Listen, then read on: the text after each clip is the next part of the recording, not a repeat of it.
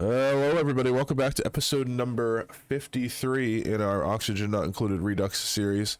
I'm fighting off a bit of a cold, but I wanted to get a video out anyway, so I apologize if my voice is a little bit rough today. We are jumping back in. It's been a bit since the last episode. I had let some things run to work, and I'm just going to quick show you what's going on before I do some behind the scenes work. But we had set up this supercoolant system to cool down our sour gas. That's been working great. The sour gas actually got down to like 10 degrees in most spots, 20 degrees in others. So I put in the gas pumps. I could actually use wolframite because I didn't have steel to get the sour gas pumped out. We've got a bunch of it already stored up here. The other thing that we were working on during that time was here on Gorgani. We were waiting for this volcano to go active. It has gone active and produced a bunch of iron for us. I want to set up an automated system to pick up the iron, bring it down here, and send it over to the main colony, but I don't have any steel, which is what I need the iron for, so that's going to have to wait. But so for right now, I just sweep it up, and this is set to sweep only for iron, and they bring it down here and they drop it off. I also turned off storage, or turned off the ability to drop iron into these. That way the iron doesn't get dropped in at very high temperatures into our water and boil it away, since we've seen that in the past. I did, however, forget to turn off this emptier while we were making this area, and so when I came back, this oil was overflowed everywhere. I have since fixed it, got rid of the excess oil, mopped it up in here, so everything's working again. I can delete this tile now. Oil had gotten in there, so I had to put a block in to push the oil back out. We do have a bunch of oil that's spilled down here that we're working on pumping back out, because it's causing a bunch of issues for us down here for this system. Hope that didn't kill off our slickster population. No, we still have some slicksters. But then, now that we're pumping different liquids up here, we ran into an issue of having some that we are not filtering. So I'm working on rewiring filters here so that I can do some storage here. These are just kind of temporary pots so that I can deal with this stuff later. And so I'm moving a lot of the piping around. Eventually this is all going to be gone because I'm going to finish building the infinite storage for our water here and things like that. So a lot of things to work on in the background. I have come up with a design I'm going to use for this here, so I'm working on getting that changed as well. When we come back, we should have a working heat exchanger for the magma and an empty space in here to start building our boilers. I've managed to get our magma situation under control, but it has not been without cost. I'm going to come over here. I lost Harrison, and we have several duplicates that are injured, but we've gotten this into a controllable state. So I've done a few things. Also, I got some feedback that a lot of times I'm zoomed out way too far for people to be able to see things, and that sometimes I'm panning too fast from Gunna. So I'm going to try to address that and see if we can't make it a little better. But this area here, we had the magma all the way down to the bottom. I just slowly kind of worked its way back up, filled this chamber back in. Now this is full with magma. It's overfilled with magma. I set up some automation so that in the future, once the magma is out, that won't happen. I'm going to show you that first. So I have a memory toggle here. It has a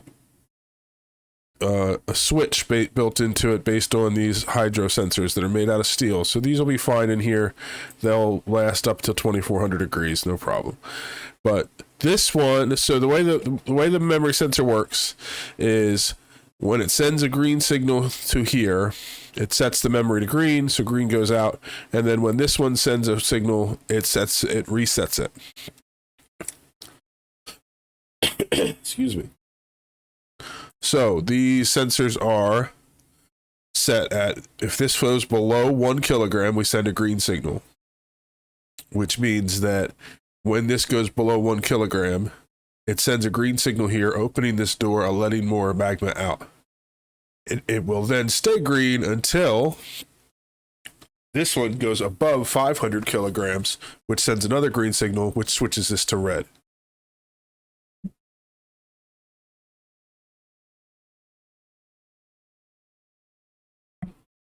In effect, that means that when the magma gets below this line, it will allow more magma out until it fills it up so that it's halfway through this line. And then it'll close the door. Magma will still fill this chamber, but it won't come out here. That way it doesn't go up any higher. And we don't have problems with it going outside of our controlled area. We're going to build our boiler system in this area here. And we got all the sour gas out of here. It's ready to go. But I've been doing a few other things in the background while we've been doing that. So I'm going to show you that quick too. Next section I want to show you is what I've done here with our storage for water. It's still in process, but this is essentially a really large version of these down here that I have built. So it has 1, 2, 3, 4, 5, 6, 7, 8, 9 inputs. Way more than I'm going to need. I'll probably only ever use 3 or 4 of them, but it was symmetrical to make it 9. So I did that. I also have 6 pumps inside of it that I can pump out. They all have pipes coming out of them that are all going to various places, and they're all set up so I don't ever have to worry about getting back in there. And then I have gas going around here that's pressurized up to 20 kilograms around all these things. So that's what's going to make it so that they are infinite. I'll have to go in here and close this off, get rid of this high pressure gas vent in a little bit. I just want to wait till I'm sure I have this all right, because if I have to get in here to change things, I want to be able to repressurize this area. They all have one gas in it. It's just polluted oxygen the whole way across. And I had let the water stop flowing in so that the water could drop down to let the gas up here. But once this starts to fill back up, it will push all the water all the way up into these spots. And then these can start dropping water in as well if I need to. Right now I'm working on connecting a pipe from here down to this cool steam vent, which we haven't had connected for a while. So I'm connecting that up so we can get the water from that.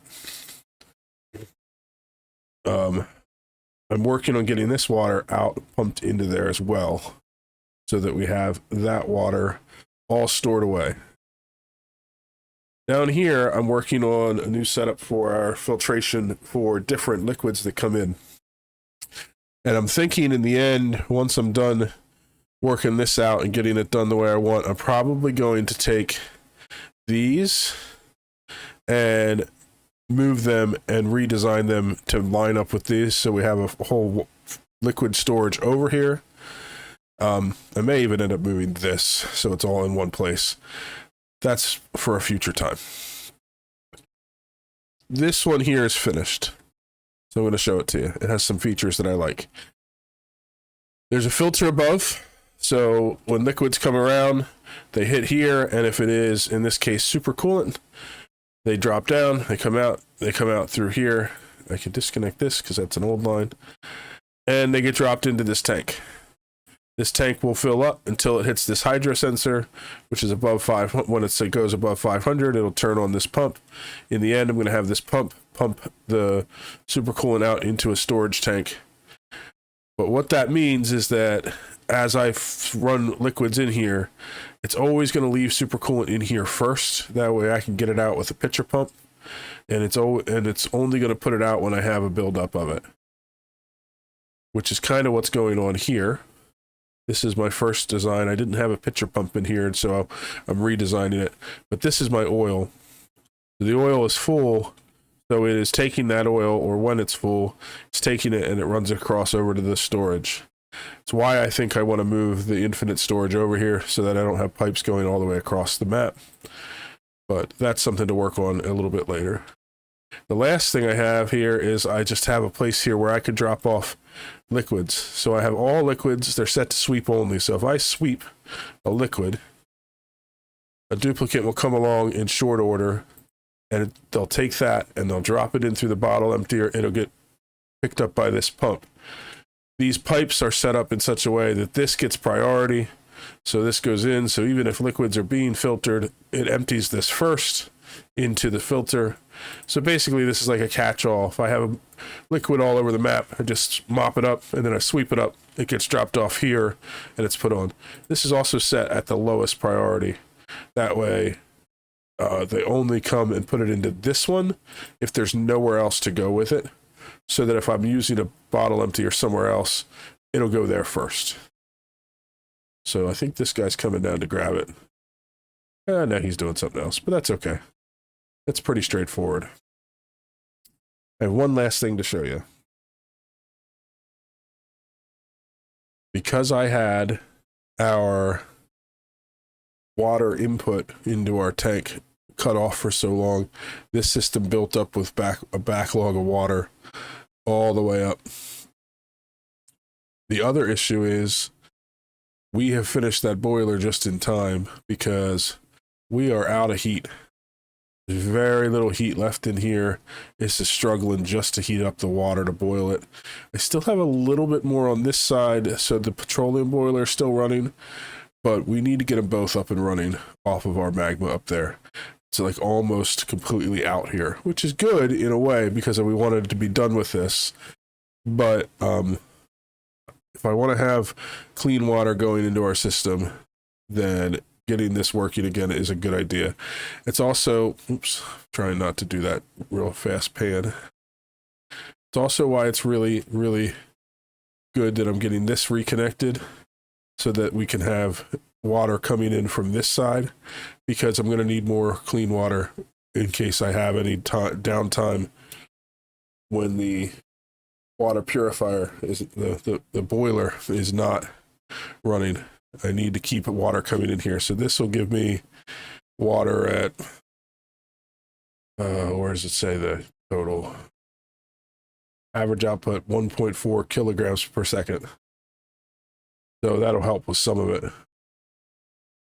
So all those things are all set up. They're ready to go, which puts me right at the point where I wanted to be, where this volcano is set up. So now I can start building our boilers. I have a design that I'm going to use. Rather than trying to come up with a new way to do it, I'm going to use the same one I have in the past, which is just a modified version of Francis John's design. So I'm going to get that installed right here. I've gotten a good deal of construction done here on our new boiler, but I have two things that are delaying me. One, I spilled some oil onto a hot surface and it created some sour gas, and then while trying to fix it, I let some oxygen in, so I have to clear this room out again to make it a vacuum. Shouldn't take long. It's doing its job. I rewired all of that up so that those gases are going through our filter and getting filtered properly. The other thing is that I have this built, but I need this pipe to be made out of aluminum.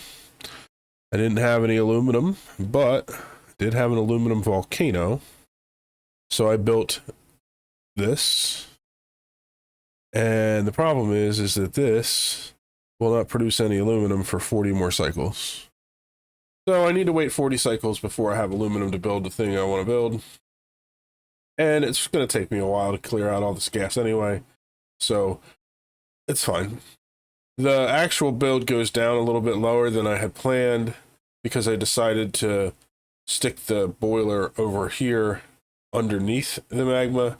I still need to figure out the build I'm using has 2 window tiles here, and I want to be able to use that same lava to power our water boiler, which is just going to mean getting this window tile to extend out to where we need it to go.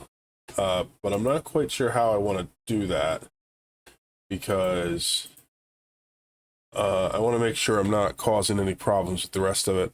So I'm building an area down here that extends our area here so that I can get in and get around this whole thing. That way I can build it in a vacuum environment. And I built a walkway underneath here for our duplicates to get through, because they used to go through here. But so I'm just filling this in with tile, and then I'm going to remove the tile. That way I don't have to worry about all the extra gas added into my pump up there that's already working to clear everything out. I don't need to add more for it. But so we're just going to fill this in, get it closed off, put in some ladder so we can get around, and then we can close this build up and start running some oil through it once we have all the things we need. We've gotten pretty much everything here in place for our system to start working. I'm not going to go into too much detail about this system because I've had a very similar boiler on my channel before. But I will say a couple things. One, this design with the automation is one that goes all the way back to when Francis John, I think, first made it. A lot of people have used it. It's very simple. It's very elegant. And it's, you can tweak it to your needs, but it works pretty well. This particular design that I followed just to get all the timings right and everything is one I got off of Blueprint Not Included. It was uploaded. I think the name was Feni Vezi, if I'm pronouncing it right.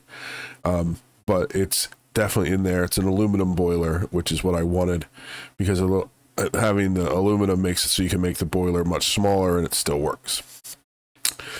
To get this ready, I'm still pulling out some of this rock. This rock formed because this door was not quite hot enough, which meant that the rock, or the magma, when it came, flashed into rock, and I just don't want it in there, so I'm sweeping it out. It's pretty hot, so it's going to probably cause me problems back here again, but this system can handle the heat now, so it's fine. And then we're going to seal this up. I think that we've thought of everything that needs to be thought of here. I'm going to prime this system to get lava into it, and then as soon as this starts getting warmed up, I'm going to run the oil again, because I don't want this to turn into petroleum without oil flowing in, because it will drop in size and it will not trigger the system, and then the petroleum could potentially cause issues getting out of here. So let's put this at high priority so they close that. It doesn't need to be closed before we do this. So all we need to do to turn this system on is we switch this to above. It's going to swap the system up here, which means that it's going to open this chamber to allow magma to flow in. So this rock is now heating up this mechanized airlock to the point where when the magma drops onto it, it doesn't turn into rock. This rock will eventually fall down into the chamber with the rest of it. But we need to do that so that this magma can actually sit here and form. And it's getting really close. There we go. So now this is going to fill up this chamber, giving us the magma that we need to drop down onto the other system. Once we do that, we'll swap this again, which will be putting this in the correct state, which will allow the magma to fall down. Probably going to have to do it a couple of times just to get enough heat down here to turn the system on. But when we switch that, it opens this door. There's a timer for the robo miner to mine out the rocks. Oh, good. It came down right away. And then the heat starts going. Before we talk our way into a disaster, let's turn the oil flow back on. And now, so this heat is transferring into the window tile, which is transferring through the temperature shift plate into the mechanized airlock. So it's heating this up, and it's heating up this petroleum. Heating up this crude oil. The crude oil will turn into petroleum when it gets over 400 degrees. So now we just have to wait for that to happen, but we don't want this to turn into petroleum, and then if it turns into petroleum with just this little bit of oil in here, it's going to end up with nothing on top of the temperature sensor, which means this door will stay closed and the petroleum will run away and turn into sour gas. So now we have more fluid coming in, which is going to slow down the heat buildup, but it's also going to allow us to continually put fluid in. And so, assuming that we did this right, this should start to turn into petroleum. The petroleum will rise up to the top and start flowing down, which will increase the heat transfer to the oil coming in, which will make this system work the way that it does. And we'll get petroleum going into this pump, which can start getting pumped out. Every time I fire one of these up, sometimes there's a little bit of craziness that causes oil to get through into the places it's not supposed to, or things like that. So I'm on the ready for that. But I think that this is going as well as I could have hoped for. On the other side, this sensor underneath here is at 435. So if this rock gets to the point where it's below 435 degrees, meaning it doesn't have enough heat to continue heating up the oil, it will trigger the system. This door will open. The RoboMiner will destroy the rock, and it will drop more magma in its place. So the system can continue to heat, but using the smallest amount of magma that it can to continue to run. The only thing I've done differently in this system as opposed to the one that I was following online is I have window tiles on this side as well. For now, they don't do anything, but later I will connect that to the heat for our water boiler once I install it in this area. And so that way this will also provide heat to that. And what's going to be pretty neat about it is that this system will work the same, because if we're drawing the heat from this side or this side, it doesn't matter. In fact, we'll be drawing it from both at the same time. All it's going to do is make it so that this system has to cycle the magma more quickly, and it just remains to be seen if we will have enough magma creation to keep us flowing on both boilers. But that's a problem for the future. Okay, so let's check this temperature again. We're getting pretty close here. Again, if we look at the crude oil, it changes over to petroleum at 399.9. That means it has to go to 401.9 before it changes, because there's always a couple of degree difference between when it actually says and when it changes, to add in a little bit of safety for some systems. But we're at 355, or 353, I mean, and it's going to take a while because we're putting in crude oil that's at 49 degrees, and we don't have any counterflow here for the moment. I'm worried about this getting too high before it turns into petroleum. So if this gets to 500, I'm going to cut off the oil flow for now, just to let things do its thing. We're at 350. Okay, let's do that. I'm just going to cut off the oil flow right here. That way this can stay in the line, and once this turns to petroleum, it'll start doing its counterflow right away, and then I can reconnect it as soon as the oil goes through. We're kind of deadlocked in a race now to see which one happens first. Will this get so cold that we need to get more magma in, or will this turn to petroleum? I think it's going to happen right around the same time. This is dropping pretty steadily. 435 is what it is. But there we go. There's our petroleum flowing. We have a little bit of oil that made it through, so we may have some issues there.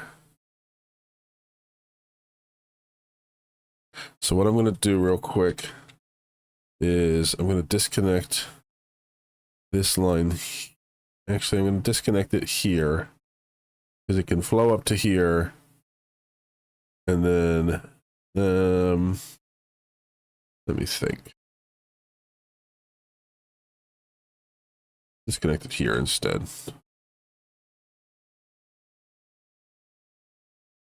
And then I'm going to put a new line in like that, which means that when this starts pumping, if it pulls oil through, I can micromanage, get the oil back into that line until we have petroleum going. And then let's take this and reconnect it so that we have oil flowing in again. Because this oil is going to make its way down to here, and it's not going to switch all of it over to petroleum right away. Which means oil is going to come out through the petroleum line. So if we come up here,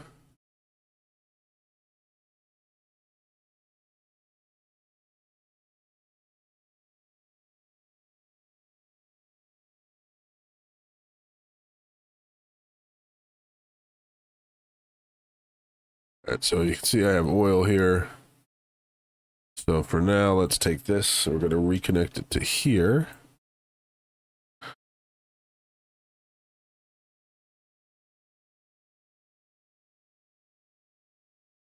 Just going to let that oil flow back on, and I'll keep an eye on it until we see petroleum flowing through. This is getting closer to the time it needs to swap over. But I think with the way we currently have it, this will eventually turn all of this to petroleum, which will allow the counter heat exchange to happen, which will prevent this oil from making it out. Just going to be a few minutes for it to do that. So I'll come back once I have all this oil mucked out. A couple of minor issues. One is that this system here is mirrored from the original system in the design, and so I had to change the wiring. And when I came back to do that, and I switched to putting in the automation wire bridges, it went and it switched the material to gold, and I didn't notice it. So this one and this one were both made of gold. I'm replacing them now. Basically, the reason that's an issue is that steel for the wire bridge doesn't melt till 2400 degrees. Gold, on the other hand, select that gold, melts at 1063 degrees. Since I'm dealing with 1400 degree magma, that's a problem. So that's fine. This will get put in and it'll fix everything. This did do the swap after I fixed that problem, so now I have more heat coming in, and this is heating back up. Because this got down to 400 degrees and it didn't switch, and I wasn't sure why. I looked in, one of the pieces of the automation had melted. It happens. The other thing is, rather than sit here and manually try to manage out where things go, I am putting in a filter system. Oil is getting, oil, this pump is pumping out. It's coming up here. It's getting directed into this filter. Oil will go this way. Petroleum will go this way. So if I have any oil that gets into there, it's going to get put into here, and it's going to add it back into the line. I have it as the first priority so that this filter will keep running and it comes out. And if it is petroleum, it'll just continue on to the petroleum line. It's a lot better than me trying to manually watch it, because I know myself well enough to know that I will forget, and then I will have oil running into my petroleum tank, or I will have petroleum running into the oil. So I'm just going to circumvent that problem by putting in a filter. And then once it's done, it'll be able to just continue running. I have this, something's messed up in this little filter though. There we go. That extra little gap made it run in a loop. So now, if there is no oil coming from the filter, the oil coming from our crude oil tank runs through just like it normally would. But anytime I have oil that comes through here, it'll take priority and it'll put it in the line. That way, that oil can get processed again. Once we have this system running for a while, it's not going to be an issue. It's going to be petroleum all day long, and I can remove that if I want. But frankly, it can sit there. It doesn't use any power, and it does the filtering.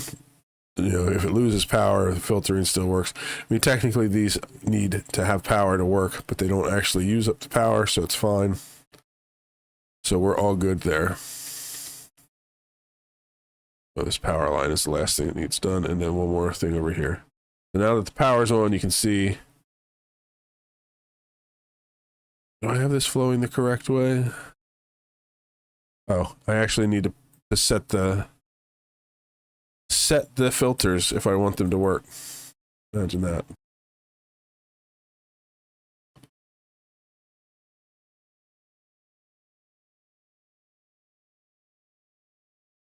Type no filter selected. Thought I just did that. Guess it didn't save. There we go. So now the crude oil is filtering out.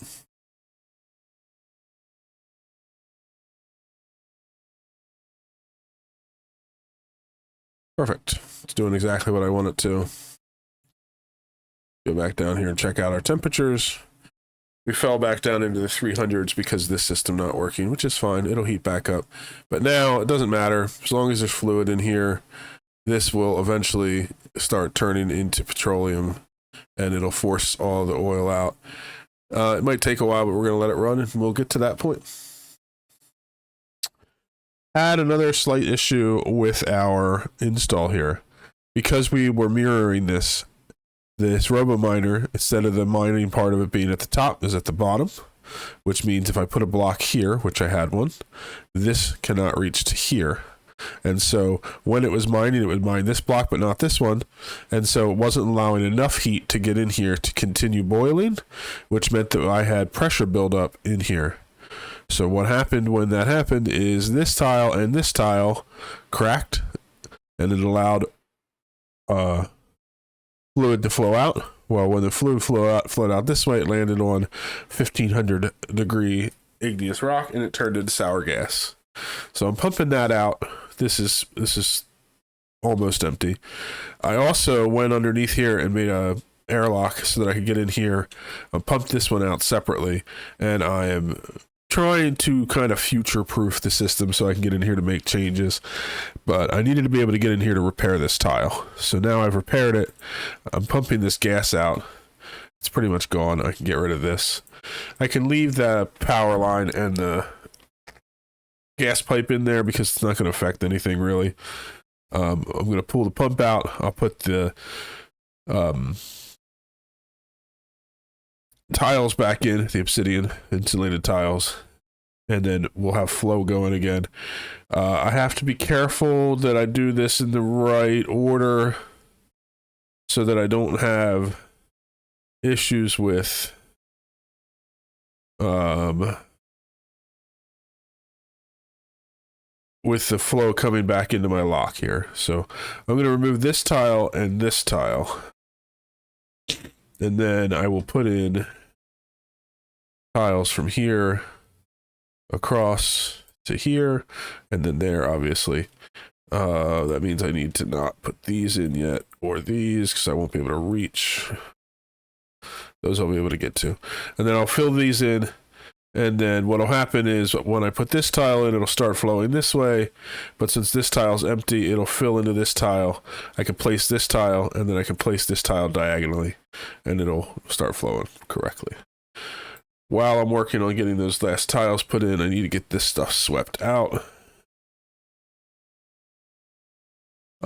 As far as fixing this, I'm just going to leave this tile off, and I'll put these two back, but I got to wait for this sour gas to get pulled out, because I don't want gas in here, because it'll be too much heat transfer, and it'll just cause issues. So I'm pumping the gas out as fast as I can, but for now, this is actually working while it's open. So it's not a big deal. So yeah, I'll get all these built in. I'll get this tile removed. And so yeah, what's going to happen is this is going to continue to flow. It's going to hit here. It'll work its way across the whole thing because this will all be built, and it'll come down here. And then as it comes, it'll land in this pile, and then I have a few seconds to place this tile and then place this one in from diagonally. Sweep this item. And I can build this as slow as I want because this is just going to keep flowing right onto the pump. And the only downside to that right now is I'm pumping out really hot petroleum, hotter than I want it to be, but it's not the end of the world. So I'm going to get all this rebuilt, get everything cleaned up in here, get it sealed back up. And then hopefully by the time I have this finished, this sour gas will be pumped out. It should be. It's getting very close. It was at 50 a minute ago. Now it's down to 28. It should be empty very, very soon.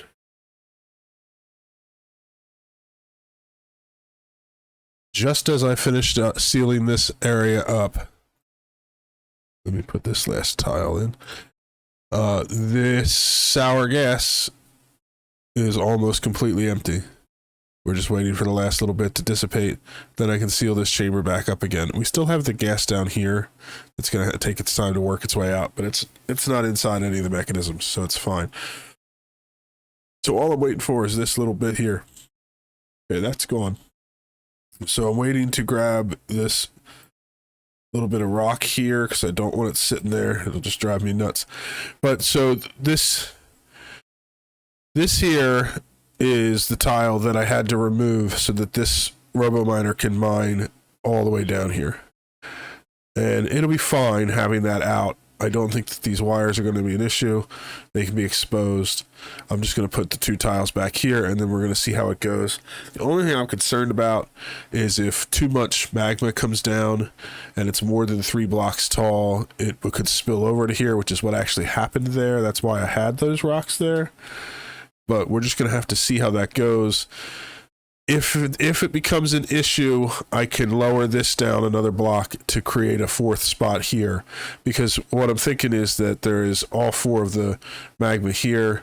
I'm not quite sure what happens when this goes through. If it pushes this magma back into this, then it shouldn't be a problem. Who's starving? Somebody's trapped inside a rocket? Why are you even in a rocket?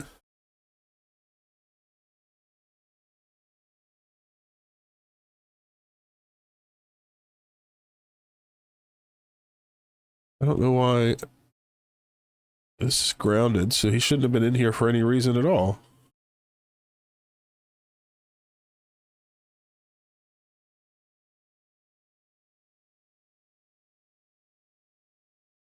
He also has food in there.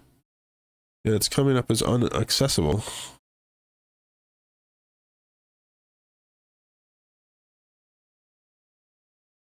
That's really strange.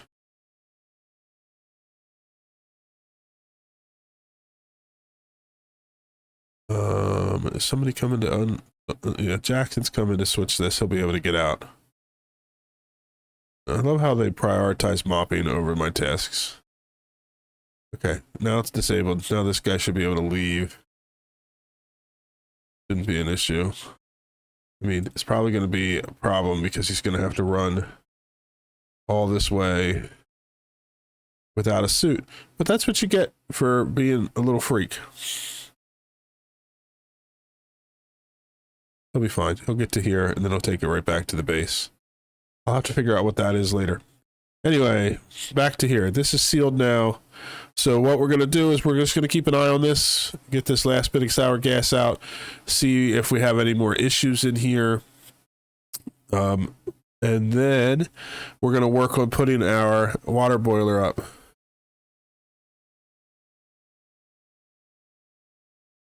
I think that's a better way to do the transitions. Let me know what you guys think. We just need to take this design and put it in there. So fortunately, this has the heat comes up right here at the bottom. I can squeeze all this stuff down in. So if we come back up and look at the top here, this is where the heat is. I can pull it out through here and come up this side. So it'll definitely fit in here, even if I put it in just the way I have it now. But I plan to condense it down so that it is much more narrow. That's what I was working on with putting these tiles in.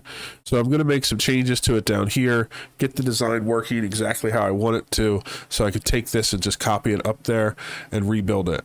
And then we should have a water boiler that's powered off of that heat, which is good because this heat is almost completely gone. We're actually running low on heat to heat this, which is fine because this is actually, I need to shut this off, I think, because I stopped taking petroleum out of it, so it's backing up, as you can see.